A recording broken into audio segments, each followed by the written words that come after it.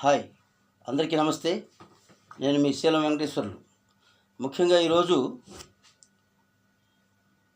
రాష్ట్రంలో ఏం జరుగుతుంది? మదనపల్లి ఒక సిటీ టౌన్లో ఒక బీసీ బిడ్డ, చేనేత బిడ్డ మీద 7 సంవత్సరాల పాప మీద అత్యాచారం చేసి చంపివేశాడు ఒక దుర్మార్గుడు. కానీ ఈ రాష్ట్ర ప్రభుత్వం అరెస్ట్ చేస్తే సరిపోతుందా? ఈ రాష్ట్రంలో శాంతి భద్రతలు ఎలా ఉన్నాయి? మాది మంచి ప్రభుత్వం అని మనమే మెడలో ట్యాగ్ వేసుకుంటే అది మంచి ప్రభుత్వం అయిపోతుందా? ప్రజలందరూ ఆంధ్రప్రదేశ్లో 5.5 కోట్ల ప్రజలు ఈ ప్రభుత్వాన్ని కావాలని, గత ప్రభుత్వాన్ని గద్దె దించాలని, ఆ దుర్మార్గమైన ప్రభుత్వం వద్దనుకొని ఈ ప్రభుత్వాన్ని తీసుకొచ్చి కూర్చోబెడితే ఇప్పుడు మీరేం చేస్తున్నారు? నేపాలన్నీ గత ప్రభుత్వం మీద తోసేసి మీ ప్రభుత్వంలో జరుగుతున్న తప్పులను కూడా వాళ్ళ మీదకి నెట్టేయాలనే ఆలోచనతో మీరున్నారు. మంచి గుడ్ అడ్మినిస్ట్రేటర్ అని మంచి పేరున్న చంద్రబాబు గారికి అధికారం అప్పచెప్తే ఏమైందో ఏమో కానీ అసలు పోలీసు వ్యవస్థ ప్రభుత్వం మాట వింటుందా? వందల ఉదాహరణలు ఉన్నాయి మన కళ్ళ ముందు. ఈ ప్రభుత్వం వచ్చిన మొట్టమొదట్లోనే అసలు ముందు చేనేతలంటే ఇంత లెక్కలేనితనం ఏంటి? చేనేతలంటే అసలు మీకు లెక్క లేదా? అందుకేనా ఈ రాష్ట్రంలో 20 నియోజకవర్గాల్లో చేనేతలు నిలబడి గెలవగలిగిన స్థానాలున్న ఈ రాష్ట్రంలో ఒక్క నియోజకవర్గంలో కూడా మీరు ఒక్క సీటు కూడా రెండు పార్టీలు 1,00,000 ఓట్లకు పైగా ఉన్న మంగళగిరిలో ముఖ్యమంత్రి గారు చంద్రబాబు గారి కుమారుడు లోకేష్ గారు నిలబడి ఆయన గెలిచాడు. మా చీరాల్లో చేనేతలు ఇవ్వకుండా సరే ఒక బీసీ బిడ్డకి ఇచ్చారని మేము సంతోషపడుతున్నాం. దీని విషయం పక్కన పెడదాం. ముందు అసలు చేనేతలంటే లెక్క ఉన్నదా లేదా? మీరు ఇచ్చిన హామీల సంగతి పక్కన పడేశారు. రాష్ట్రంలో ఇంత దుర్మార్గాలు జరుగుతున్నా పట్టించుకోవటం లేదు. ఈ రాష్ట్ర ప్రభుత్వం అధికారంలోకి, కూటమి ప్రభుత్వం అధికారంలోకి వచ్చిన మొట్టమొదటి 100 రోజుల్లోపులోనే ఇదే చీరాల నడిబొడ్డులో ఈపూర్ పక్కనే 2 కిలోమీటర్లు కూడా ఉండదు, ఈపూర్పాలెంలో ఒక చేనేత బిడ్డని సేమ్ ఇలాగే చంపి రైలు కట్టల కింద పడేస్తే ఇంతవరకు ఆ కేసు అతి గతి లేదు. మరి ఈ రాష్ట్ర ప్రభుత్వాన్ని ఏమనాలి? ఇది ప్రభుత్వం అనాలనా? రాజ్యాంగం ప్రకారం నడుస్తుంది అనుకోవాలనా? ఇంతవరకు ఏమైంది ఆ కేసు? ఇంతవరకు కనీసం చెప్పని కూడా చెప్పలేదు. అదే ఏ అగ్ర కులాలలో జరిగితే ఎంత దారుణంగా శిక్షించేవాళ్ళు. తెలంగాణలో కూడా అప్పుడు అలాగే ఒక అమ్మాయి మీద జరిగితే అప్పుడు సిఐ గారు అనుకుంటాను ఎన్కౌంటర్ చేశాడు. ఇప్పుడు ఆ ప్రజలు కూడా రోడ్ల మీద కూర్చొని అదే కోరుతున్నారు. శిక్ష ఎప్పుడు పడుద్దో తెలియదు, మన చట్టాలే అలా ఉన్నాయి. కానీ రాష్ట్ర ప్రభుత్వం స్పందించే తీరు ఒకరికి అన్యాయం జరిగితే ఒకలాగా, ఒకరికి అన్యాయం జరిగితే మరొకలాగా స్పందించడం ఇది ఎక్కడ న్యాయం? పీసీలకు అన్యాయం జరిగితే గత ప్రభుత్వంలో కూడా అంతే. ఇదే పొన్నూరు సమీపంలో ఒక బీసీ బిడ్డ, ఒక గౌడ కులస్తుడికి సంబంధించిన బీసీ బిడ్డని వాళ్ళ అక్కని అల్లరి చేస్తున్నారని అడిగినందుకు జగన్మోహన్ రెడ్డి ప్రభుత్వంలో కొందరు మూకలు, అప్పటి వైసీపీ మూకలు అతన్ని కొట్టడమే కాదు, ప్రాణం ఉండగానే గోతంలో పెట్టేసి తగలబెట్టేశారు. ఆ కేసు ఇంతవరకు ఏమైందో తెలియదు. 100 కేసులు ఉన్నాయి గత ప్రభుత్వం 5 ఏళ్లలో, వాటి గురించి తెలియదు. సరే, అవినీతి కేసులు ఇంకా చెప్పనక్కర్లా, పరంపర కొనసాగుతూనే ఉంది. అనేక అవినీతి అన్నారు, లక్షల కోట్లు అన్నారు, ఏదేదో చెప్పారు. కానీ ఒక్క కేసును పరిష్కారం చేయట్లా. ఏంటి ప్రభుత్వం? ఈ రాష్ట్ర ప్రజలు 5.5 కోట్ల ప్రజలు మీ మీద ఎన్నో ఆశలతో పెట్టుకుని మిమ్మల్ని గెలిపిస్తే పవన్ కళ్యాణ్ గారు ఉన్నారు, చంద్రబాబు గారు అనుభవం ఉంది, బీజేపీ కూడా అండగా ఉంటుంది, నిధులు తెస్తున్నారు. దానిలో మేము తప్పుపట్టం. కేంద్ర ప్రభుత్వం సహకరిస్తున్న మాట వాస్తవమే, మేము ఒప్పుకుంటాం. కానీ ఇంత అరాచకంగా ఇప్పటికీ ప్రభుత్వంలో అసలు ఏ వ్యవస్థ ఎలా నడుస్తుందో నడిపే ఆ ప్రభువులకే తెలియాలి. ఏ వ్యవస్థ సక్రమంగా పనిచేస్తున్న దాఖలాలు లేవు. కనీసం కలెక్టర్ ఆఫీసుల్లో అర్జీలు ఇస్తే అతి గతి లేదు. మా చేనేతకు సంబంధించిన 100 అర్జీలు ఇచ్చాం. నేను ఇచ్చిన 12 అర్జీలు ఈ 2 సంవత్సరాల్లో బుట్ట దాఖలు ఎవరికి వస్తారు, సంతకం పెట్టుకుని ఏదో పోతారు, మా ఉద్యోగాలు పోతాయి సార్, సంతకం పెట్టండి అని. ఇది ఎక్కడ న్యాయం? చేనేతలకు ఒక్క హామీ నెరవేర్చరా. ఇంతవరకు చేనేత మంత్రి గారికే తెలియదు. అసలు ఆ మంత్రి గారు మహిళలను గౌరవిస్తాం, మహిళలకు మంత్రి శాఖ ఇచ్చారు, సంతోషం. కానీ ఆ వృత్తిలో ఉన్నవాళ్ళు ఉన్నారు కదా, మా చేనేతలే ఉన్నారు, ఒక ఎమ్మెల్యే ఉన్నాడు, 3 ఎమ్మెల్సీలు ఉన్నారు. అందులో మీ పార్టీలోనే ఒక ఎమ్మెల్సీ మేడం గారు ఉన్నారు కదా, మరి ఎందుకు మీరు చేనేతలకి మంత్రి పదవి ఇవ్వలేదో మాకు తెలియదు. దానిలో మతలబ్ ఏందో మాకు తెలియదు. అసలు పుంజం అంటే ఏంటి? కొలికంటే 2 పోగులు, పుంజం అంటే 60 కొలుకులు, 30 పుంజాలంటే ఒక పడుగు. ఆ పడుగు చేయడానికి 100 మంది సేవలు చేయాలి. కండెలు చుట్టేవాళ్ళు, అచ్చులు ఎతికేవాళ్ళు, పడుగులు చేసేవాళ్ళు, రంగులు వద్దేవాళ్ళు, ఈ రకంగా ఎన్ని 9 రకాల వృత్తులు ఉన్నాయి దీనిలో, అనుబంధ వృత్తులు.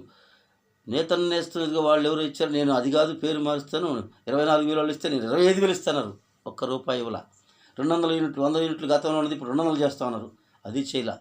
ఇంతవరకు చేనేతకు ఒక్క హామీ నెరవేర్చిన పాపాన పోని ఈ ప్రభుత్వాన్ని మేము ఎందుకు మోయాలి? అంటే చేనేతలంటే అంత చులకనా? మేము కూడా రోడ్ల మీదకి వచ్చి, అందుకే ఇప్పుడు చేనేతలు పిలుపునిచ్చాం. మంగళగిరిలో 22వ తారీఖు చేనేత ధర్నా, మహాధర్నాకు పిలుపునిచ్చాం.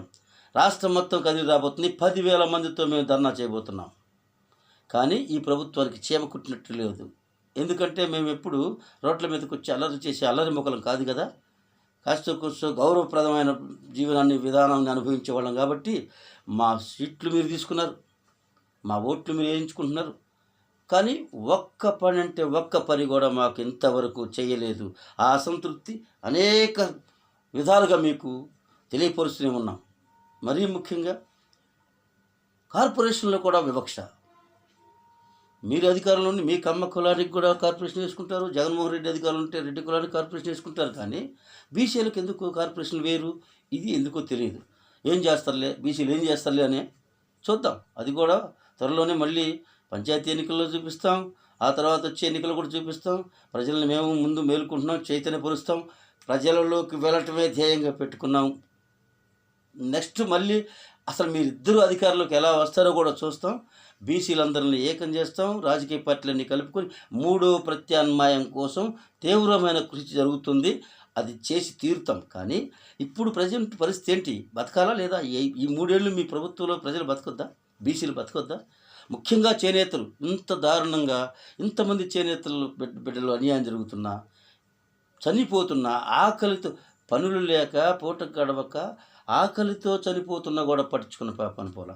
ఆ చనిపోయిన కుటుంబాలకి ఎక్స్గ్రేస్ ఏదైనా ప్రకటించండి మహాప్రభు ఇవ్వండి అని చెప్పని ఎన్నిసార్లు మొత్తుకున్నా ఒక్క కుటుంబాన్ని మీరు ఆదుకున్న పాపని పోలా.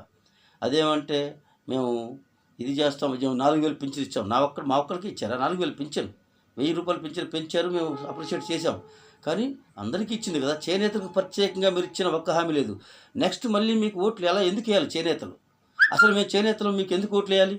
చేనేతల నియోజకవర్గాల్లో చేనేతలకి సీట్లు ఇవ్వకుండా ఎవరెవరినో తీసుకొచ్చి పెట్టి మా నెత్తిన కూర్చోబెట్టి వాళ్ళు మా నెత్తిన నాట్యం ఆడుతుంటే మేము చూస్తూ ఊరుకోవాలా? ఈ రాష్ట్రంలో రాయలసీమలో 10 నియోజకవర్గాల్లో ముఖ్యంగా మా చేనేతలు ఎక్కువగా ఉన్నారు. మంగళగిరి, పెడన, చీరాల ఇట్లాంటి ప్రాంతాల్లో ముఖ్యంగా మా చేనేతలు అత్యధికులు 1,00,000 మంది జనాభా ఉన్న ఈ నియోజకవర్గాల్లో మాకు సీట్లు లేకుండా మీరే ఎవరినో పెట్టుకొని గెలిపించుకున్నారు. కానీ మా చేనేతలు కూడా చైతన్యవంతులయ్యారు. జరుగుతున్న అన్యాయాలు కళ్ళకు కట్టినట్టు కనపడుతున్నాయి కాబట్టి ప్రజల్లోకి తీసుకెళ్ళి మేము ఏం చేయాలో అది చేస్తాం. కానీ దయచేసి ప్రభుత్వాన్ని ఒకటి మేము హెచ్చరిక చేస్తున్నాం. చేనేతల మీద దాడులు జరిగిన, చేనేతల ఆడబిడ్డల మీద ఇలాంటి అత్యాచారాలు జరిగిన తీవ్రమైన ప్రతిఘటన ఎదుర్కోబోతుంది ప్రభుత్వం. మేము అదేదో మా సత్తా ఏమిటో కూడా చూపిస్తాం. తక్షణం ఇప్పుడు నిన్న జరిగిన మదనపల్లిలో జరిగిన ఆ 7 ఏళ్ల పసిబిడ్డ, ఇంత అన్యాయం ఎక్కడన్నా ఉంటుందా? అదేమంటే గంజాయి ఆ గంజాయి అన్న మీ ప్రభుత్వాలే కదా పెంచి పోషించి, ఇప్పటికి కూడా మీ ప్రభుత్వంలోనే ఎంతోమంది దానికి సంబంధించిన వాళ్ళు ఉన్నారని వార్తలు అనేక వాటిలో చూస్తున్నాం, మీడియా మాధ్యమాల్లో. కానీ మీరు ఎటువంటి చర్యలు తీసుకున్న పాపాన పోరు. ఆ గత ప్రభుత్వం చేసిన అన్యాయాలు, అకృత్యాలు, ఆ మద్యం దోపిడీ అన్నారు, మద్యం కుంభకోణం అన్నారు, మద్యం కల్తీ అన్నారు, ఆఖరికి తిరుపతి వెంకటేశ్వర స్వామిలో నెయ్యి కల్తీ చేసినా కూడా ఇంతవరకు మీరు చర్యలే తీసుకోకపోతే, ఎవరి మీద ఒక్కరి మీద చర్యలు తీసుకోకుండా అది మంచి ప్రభుత్వం అనుకుంటే సరిపోదు. మిమ్మల్ని నమ్మి గెలిపించిన ప్రజలకు మిమ్మల్ని మళ్ళీ నమ్మాలంటే మీరు చేస్తున్న చర్యలు ముఖ్యం. ప్రభుత్వాన్ని ఊరికే నమ్మరు. మళ్ళీ మళ్ళీ ఓట్లేసి గెలిపారు. ప్రభుత్వం గట్టిగా ఉంటేనే ఓహో ఈ ప్రభుత్వం మనల్ని కాపాడుతుందనే భరోసా ప్రజలకు వస్తేనే తప్ప, లేదంటే ప్రత్యామ్నాయం చూసుకుంటారు. నువ్వు పోతే ఆయన్నో, ఆయన పోతే నిన్నో గెలిపించడానికి ప్రజలు సిద్ధంగా లేరు. అందుకే జగన్మోహన్ రెడ్డి పక్కన పెట్టారు. మళ్ళీ ఇంకోసారి వచ్చే అవకాశం కూడా లేదు జగన్మోహన్ రెడ్డికి. అలాగని మీరు ఇలా చేస్తే మీకు వచ్చే అవకాశం ఉండదు. ప్రజలు ఎన్నుకుంటారు. నిన్నగాక మొన్న జరిగిన పంచాయతీ ఎన్నికలు, లోకల్ బాడీ మున్సిపాలిటీ ఎన్నికలు తెలంగాణలో చూశారు కదా. బీసీలు ఎక్కువ, చేనేతలే 11 మంది చైర్మన్లు అయ్యారు అక్కడ, మున్సిపల్ చైర్మన్లు. మొత్తం బీసీలు 60% పైగా బీసీలు గెలుచుకున్నారు. కౌన్సిలర్లు కావచ్చు, చైర్మన్లు కావచ్చు, బీసీలు ఎక్కువ మంది. ఎందుకంటే ఏ పార్టీ అయినా కానీ పార్టీలే కలిసిపోయినాయి. బీఆర్ఎస్ లేదు, కాంగ్రెస్ లేదు, బీజేపీ లేదు.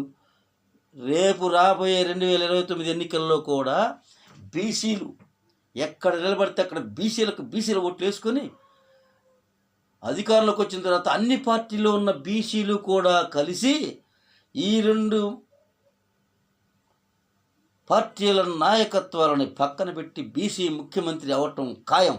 ఆ బీసీ ముఖ్యమంత్రిని చేయటం కోసమే మేము అహర్నిశలు కృషి చేస్తాం. మా జాతీయ చేనేత ఐక్యవేదిక కావచ్చు, జాతీయ చేతివృత్తుల ఐక్యవేదిక పార్టీ కావచ్చు, బీసీ నవ చైతన్య వేదిక కావచ్చు, ఈ 3 వేదికల మీద మేము ప్రజల్లోకి వెళుతున్నాం. రాబోయే రోజుల్లో తీవ్రంగా దీన్ని ప్రజల్లోకి తీసుకెళ్తాం. ముఖ్యంగా ఇప్పుడు ఆ జరిగిన దారుణానికి తగిన మూల్యం మీరు చెల్లించుకోక తప్పదు. తక్షణమే ఆడు ఎంత గొప్పవాడైనా సరే ఆడిని జైల్లో పెట్టడం కాదు, ప్రజలు స్పాట్లోనే జడ్జిమెంట్ కోరుకుంటున్నారు. చర్యకు ప్రతిచర్య జరగకపోతే మీ మీద ప్రజలకు కోపం పోదు. ఇప్పుడు కూడా జరిగిన న్యాయాలకు మీరు ప్రతిచర్య తీసుకోకపోతే ప్రజల్లో మీరు నమ్మకం కోల్పోతారు. కాబట్టి ఈ ప్రభుత్వాన్ని హెచ్చరిస్తున్నాం. బీసీల పట్ల మరీ ముఖ్యంగా చేనేతల పట్ల అతి జాగరూకత మెలగాలని, ఖచ్చితంగా చేనేతలను ఆదుకోవాలని, రేపు జరగబోయే 22వ తారీఖు ధర్నా కూడా 10,000 మందితో నిర్వహించడం ఖాయం. మీ ప్రభుత్వాన్ని గడగడలాడించడం ఖాయం. నెక్స్ట్ ఎన్నికల దాకా మీరు ఇలాగే పరిపాలన కొనసాగిస్తే మరోసారి మీకు అవకాశం వచ్చే పరిస్థితే ఉండదు. చేనేతలను ఆదుకోండి. మీరు ఇచ్చిన మాట ప్రకారం 25,000 నేతన్నలకు ఇవ్వాలి, 200 యూనిట్లు ఇవ్వాలి. అలాగే చేనేతలకు గతంలో ఉన్న రాయితీలు, పట్టు మీద కావచ్చు, నూలు, జరీ మీద ఉన్న సబ్సిడీలు, రాయితీలు కొనసాగించాలి. థ్రిఫ్ట్ పథకాన్ని కూడా గతంలో లాగానే కొనసాగించాలి. అలాగే సొసైటీలలో ఉన్న ఆ బకాయిలను కూడా చెల్లించండి. ముందు చెల్లించి తర్వాత మీరు ఆ వ్యవస్థను తీసేయండి, మాకు అభ్యంతరం లేదు. ఉన్న బకాయిలు చేనేతలు అల్లాడిపోతున్నారు. పూట గడవక ఆ డబ్బులు వస్తే ఏదన్నా చేనేతలకు కొంత అవినీతి జరుగుతున్నమాట వస్తే సొసైటీలో కొంత అన్యాయం జరిగింది, అది మేము కూడా యాక్సెప్ట్ చేస్తాం. అలాగని చేనేతలు అందులో మొగ్గాలు వేసుకుని బతికే కూలీలు ఇవ్వాలి కదా, వాళ్ళ బతకాలి కదా, వాళ్ళు పొట్ట పోషించుకోవాలి కదా, పని లేదు కదా వాళ్ళకి. అందుకనే చేనేత వ్యవస్థ బాగుపడాలంటే ముఖ్యంగా మీరు చేనేత బజార్లు, ఇప్పుడు మంగళగిరిలో లోకేష్ బాబు గారు ఏర్పాటు చేసినట్టుగా చేనేత బజార్లు ప్రతి చేనేత గ్రామాలున్న ప్రతి మండలంలో కూడా చేనేత బజార్లు పెట్టి ప్రభుత్వమే కొనుగోలు చేయాలి, లేదా మార్కెట్ సదుపాయం కల్పించాలి. తయారైన చీరలు అమ్ముడుపోక మాస్టర్ వ్యూవర్స్ ఇబ్బంది పడుతున్నారు. సొసైటీల్లో మూలుగుతున్న సరుకు ఉంది, కానీ ప్రభుత్వాలు మాత్రం ఈ చేనేతల విషయం తయారు చేసిన సరుకును పక్కన పెట్టి ఎక్కడెక్కడి నుంచో, చెన్నై నుంచో ఎక్కడెక్కడి నుంచో మిల్లు వస్త్రాలను తీసుకొచ్చి ప్రభుత్వాలకు ఉపయోగించుకుంటుంది. కాబట్టి ప్రభుత్వాలు మాత్రం గట్టిగా చెప్తున్నాం ప్రభుత్వానికి, చేనేతలని తక్షణమే ఆదుకోండి. ముఖ్యంగా నిన్న జరిగిన ఈ రాత్రికి జరిగిన సంఘటన మీద తక్షణమే కఠినమైన చర్యలు తీసుకోవాలని డిమాండ్ చేస్తూ అందరి దగ్గర సెలవు తీసుకుంటున్నాను. జై హింద్.